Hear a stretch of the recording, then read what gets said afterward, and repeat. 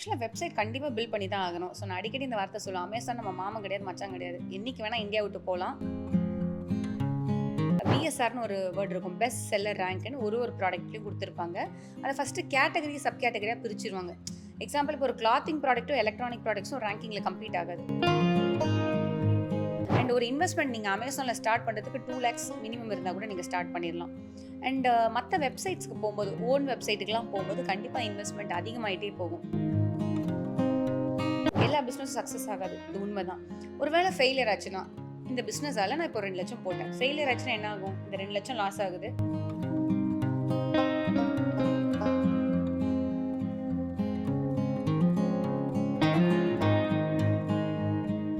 IBN Tamil நேயர்களுக்கு வணக்கம். நான் உங்க கோமதி தேசிங். இப்போ சமீப காலமா விமன் ஆண்டர்பிரினர் அப்படின்னு பேசும்பொழுது நிவேதா முரளிதரன் அவர்கள் வந்து அடிக்கடி ஸ்ட்ரைக் ஆகுறாங்க அப்படின்றத கேள்விப்பட்டோம். ஸோ இன்னைக்கு நம்ம கூட அந்த பர்சன் தான் இருக்காங்க. வணக்கம் மேம், எப்படி இருக்கீங்க? வணக்கம், ஸோ நல்லா இப்போ இருக்கேன். நீங்க வந்துட்டு காமர்ஸ்ல வந்து எக்ஸ்பர்ட் அண்ட் கோச் எல்லாமே பண்ணிட்டு இருக்கீங்க. எல்லா செக்டார்லும் பண்ணிட்டு இருக்கீங்க. இப்போ நான் இந்த கொஸ்டினை கேட்டா நீங்க என்ன அடிச்சிருவீங்களோன்னு எனக்கு பயமா இருக்கு. ஏன்னா எல்லா இடங்களையும் உங்களை வந்துட்டு இதை கேட்டுட்டாங்க. But I have to ask right. ஏன்னா எங்களுடைய ஃபாலோவர்ஸ்லாம் வந்துட்டு அதுக்காக இது பண்ணுவாங்க. ஸோ காமர்ஸ் அப்படின்னு வரும்பொழுது அமேசான் பிளாட்ஃபார்ம்ல நீங்க வந்துட்டு தனித்துவமா தெரியுறீங்க அப்படின்னு தான் சொல்லலாம். எப்படி ஸ்டார்ட் பண்ணலாம் மேம்? ஒரு செல்லரா எப்படி ஸ்டார்ட் பண்ணலாம்? ஸோ செல்லரா ஸ்டார்ட் பண்ற ஸ்டெப்ஸ் பார்த்தீங்கன்னா ரொம்ப ஈஸி தான். ஆக்சுவலா டாக்குமெண்டேஷன்ஸ் இருக்கணும். இப்போ அமேசான்லயோ, ஃப்ளிப்கார்ட்லயோ எங்கேயாவது செல் பண்ணோம் அப்படின்னா ஜிஎஸ்டி கண்டிப்பா தேவை. ஸோ அத தாண்டி நம்ம ஒரு ப்ராடக்ட் சூஸ் பண்ணணும். இங்க தான் வந்து இருக்கிறதுலே ரொம்ப முக்கியமான ட்விஸ்ட்ன்னு சொல்லுவோம். ஸோ மோசமான ப்ராடக்ட் சூஸ் பண்ணா நம்ம சக்ஸஸ் ஆக முடியாது.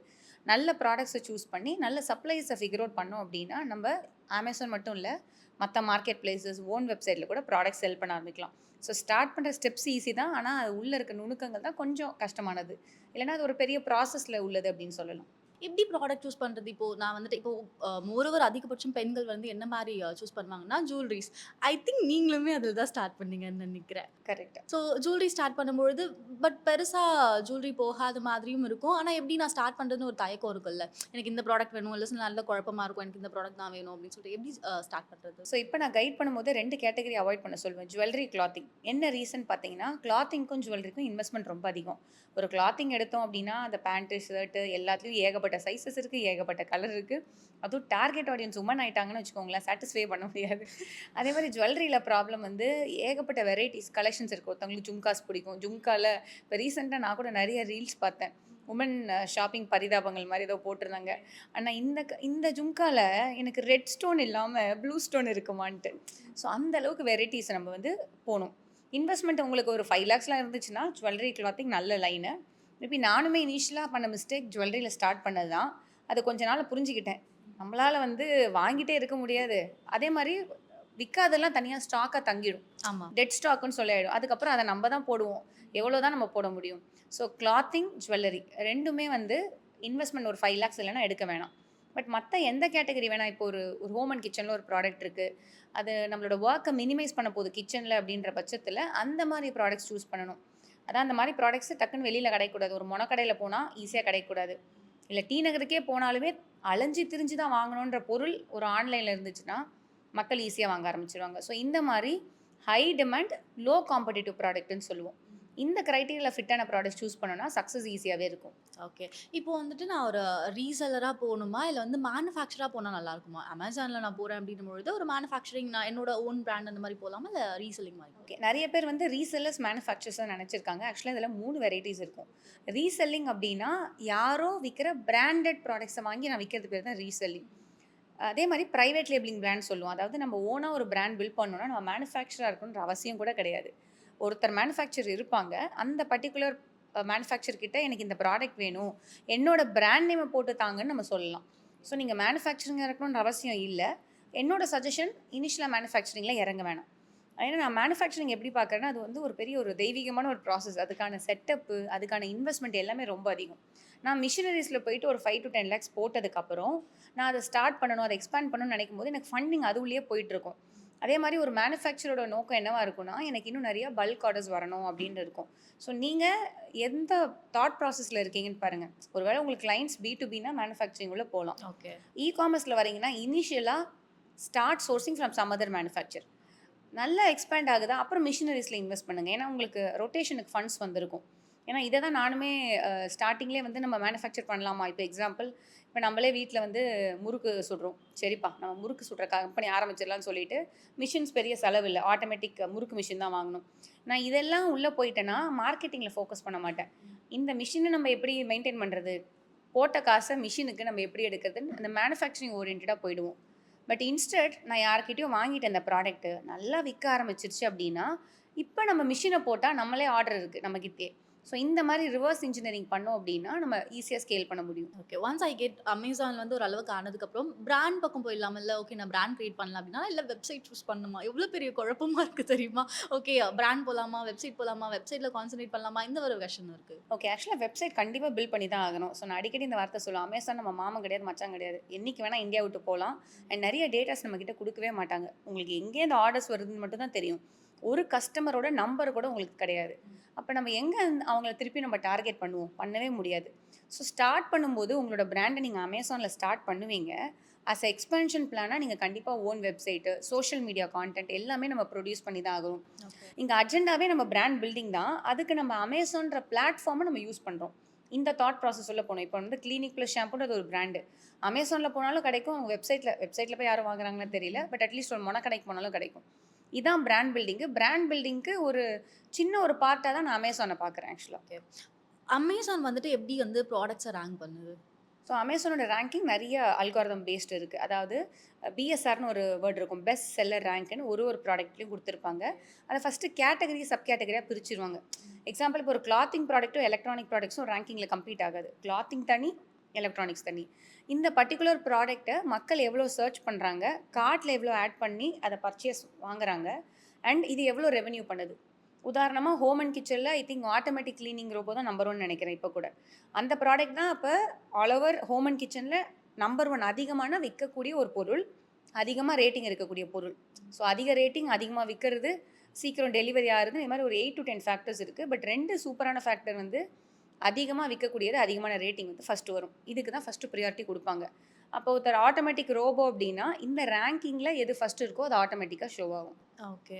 இப்போ வந்து நான் அமேசான்ல வந்துட்டு இது பண்றேன் அப்படிங்கும்போது, எனக்கு இன்வெஸ்ட்மென்ட் அப்படின்றது ஒரு பெரிய கொஸ்டினா இருக்குல்ல. நான் இவ்ளோ இன்வெஸ்ட் பண்ணணுமா? இல்ல கம்மியா பண்ணலாமா? இப்போ என் கூட என் ஃப்ரெண்டோ இல்ல பார்ட்னர் பி இருக்காங்க அப்படின்னும்போது, அவங்க இவ்ளோ இன்வெஸ்ட் பண்ணலாம் அப்படின்னு சொல்லி ஒரு கொஸ்டின் வரும். இல்ல வந்து எனக்கு வந்து இவ்ளோ இன்வெஸ்ட் பண்ண வேண்டாம். இன்வெஸ்ட் பெஸ்ட் ஆன்ஸரா இல்ல வேண்டாம் அப்படின்னு சொல்லி. இல்லை, கண்டிப்பாக இன்வெஸ்ட்மெண்ட் வேணும். அதாவது 2 டைப் ஆஃப் பிஸ்னஸ் தான் உலகத்திலே இருக்குது. ஒன்று வந்து ஒரு இன்வென்ட்ரி பேஸ்ட், ஒரு ப்ராடக்ட் பேஸ்ட். நான் ஒரு மிஷினை வாங்கி போடுறது ஒரு ப்ராடக்ட் பேஸ்ட், ஒரு இன்வென்ட்ரி இருக்க போகுது.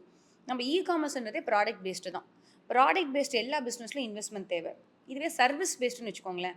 அதாவது நான் ஒருத்தருக்கு அவர் ப்ராடக்ட்டை விற்கிறதுக்கு நான் மார்க்கெட்டிங் ப்ரொவைட் பண்ணுறது சர்வீஸ். ஒருத்தர் வீடியோ கொடுக்குறாரு, நான் எடிட் மட்டும் தான் பண்ணி கொடுக்கணும், நீங்களே சாஃப்ட்வேர் வாங்கி கொடுத்துருங்கன்னு கூட சொல்லிடலாம்.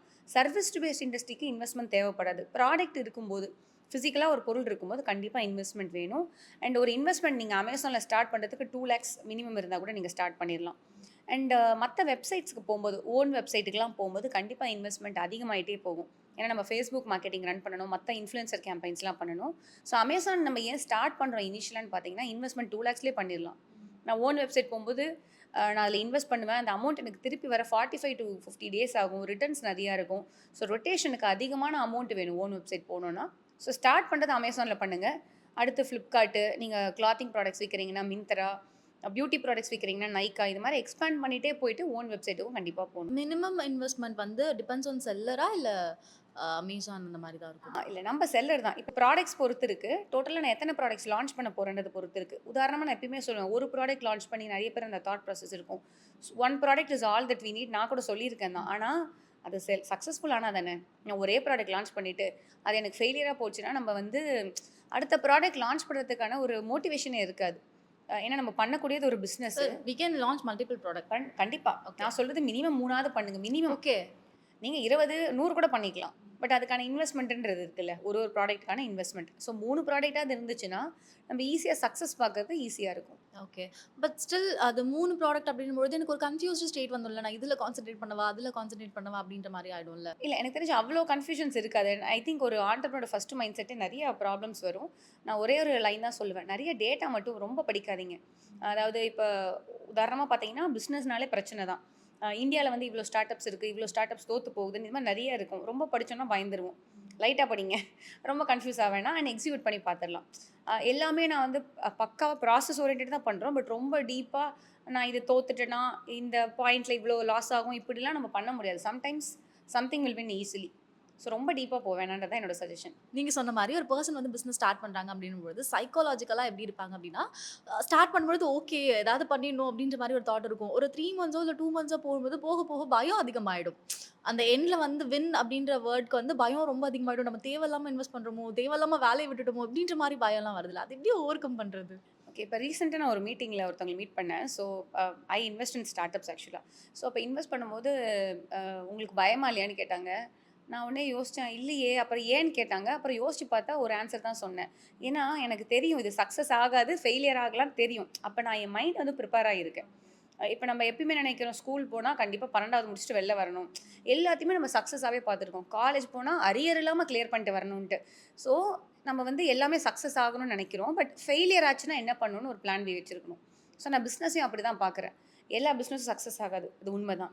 ஒருவேளை ஃபெயிலியர் ஆச்சுன்னா, இந்த பிசினஸால நான் இப்போ 2,00,000 போட்டேன். ஃபெயிலியர் ஆச்சுன்னா என்ன ஆகும்? இந்த 2,00,000 லாஸ் ஆகுது.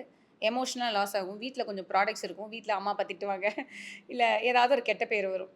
ஃபைனான்ஷியலா நான் மீண்டு வர முடியுமா? அப்படின்ற பாயிண்ட்ஸ்லாம் யோசிக்கணும். ஸோ ஒரு பிசினஸ் இந்த பிசினஸ் இல்ல, எந்த பிசினஸ் ஆரம்பிக்கிறதா இருந்தாலுமே, ஃபெயிலியர் ஆச்சுன்னா என்னென்னலாம் வரும்ன்றத நோட் பண்ணுங்க. நான் ஜெனரலா எது ஆரம்பிச்சாலும் அப்படிதான் பண்ணுவேன். இது ஒரு வேளை ஃபெயிலியர் ஆச்சுன்னா டோட்டலா எனக்கு என்ன வரும்? ஏன்னா ஃபைனான்ஷியல் லாஸ விட எமோஷனல் லாஸ் தான் ரொம்ப முக்கியம். அண்ட் 4 பேர் நம்மள சுத்தி இருக்கவங்க சும்மா இருக்க மாட்டாங்க. எதையாவது நம்ம கெளப்பி விட்டு திட்டிட்டு போயிடுவாங்க. இவங்க திட்டினா நம்மளால சமாளிக்க முடியுமா? இல்ல அவங்க வாய் அடைக்கிறதுக்கு வேற ஏதாவது ஆன்சர் இருக்கான்னு பார்க்கணும். ஃபெயிலியருக்கு ப்ரிப்பேர்டா இருந்துட்டோம் அப்படின்னா, உங்களுக்கு இந்த பயமே வராது. என்னன்னா ரியாலிட்டி எப்படி தெரியுமா? எப்படி நினைக்கிறாங்கன்னா, பிசினஸ்ல நான் ஸ்டார்ட் பண்ணோனே அடுத்த மாசமே ஒரு கார் வந்துரும். அதெல்லாம் வந்துரும். ஸோ